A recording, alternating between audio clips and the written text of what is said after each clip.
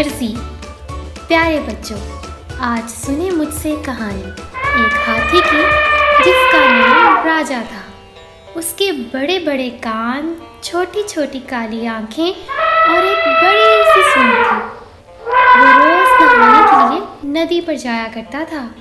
बच्चों, आप जानते हैं ना कि रोज नहाना सेहत के लिए कितना अच्छा होता है। तो राजा भी सेहतमंद रहने के लिए रोज नहाया करता था। इसीलिए तो वो खूब मोटा ताज़ा था, गोल मटोल सा। जिस रास्ते से राजा नदी पर नहाने जाता था, उसी रास्ते में एक दर्जी की दुकान भी थी। राजा रोज उस दर्जी की दुकान पर रुकता, क्योंकि दर्जी हर रोज उसको खाने के लिए एक डबल रोटी देता था। प्यारे बच्चों, आपको पता है दर्जी कौन होता है? मैं बताती हूँ। दर्जी लोगों के कपड़े सीता है। तो बच्चों, राजा रोज उस दर्जी की दुकान के सामने से गुजरता और खिड़की से अपनी सूंड दर्जी के सामने करता। दर्जी उसकी सूंड में नरम नरम डबल रोटी रख देता। राजा खूब मज़े ले लेकर खाता हुआ नहाने चला जाता। एक दिन दर्जी को एक शरारत सूझी। वो अपनी दुकान पर बैठा राजा का इंतज़ार करने लगा।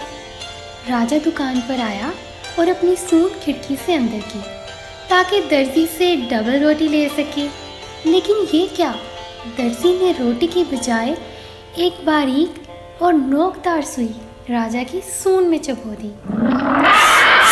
उफ उफ! राजा को बहुत दर्द हुआ।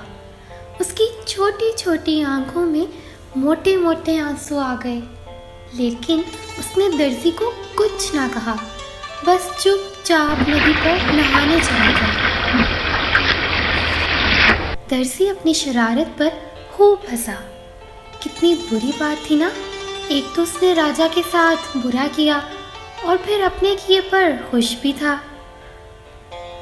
राजा जब नदी पर पहुंचा तो उसके जहन में एक तरकीब आई, जिससे वो दर्जी से अपना बदला ले सकता था। उसने नदी के किनारे से बहुत सारा कीचड़ अपनी लंबी सूंड में भरा और तेज तेज चलता हुआ दर्जी की दुकान पर पहुंच गया।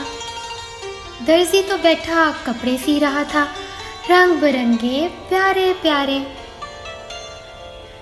राजा ने खिड़की से अपनी सूंड अंदर की और सारा कीचड़ दुकान में फेंक दिया। दर्जी की दुकान में रखे सारे कपड़े खराब हो गए। अब वो अपने किए पर बहुत शर्मिंदा हुआ और राजा से अपने किए की माफ़ी मांग ली और तौबा की कि आइंदा वो किसी को तंग नहीं करेगा। तो प्यारे बच्चों, कैसी लगी कहानी?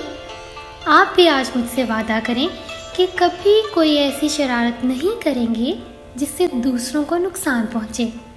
तो फिर वादा पक्का? शाबाश।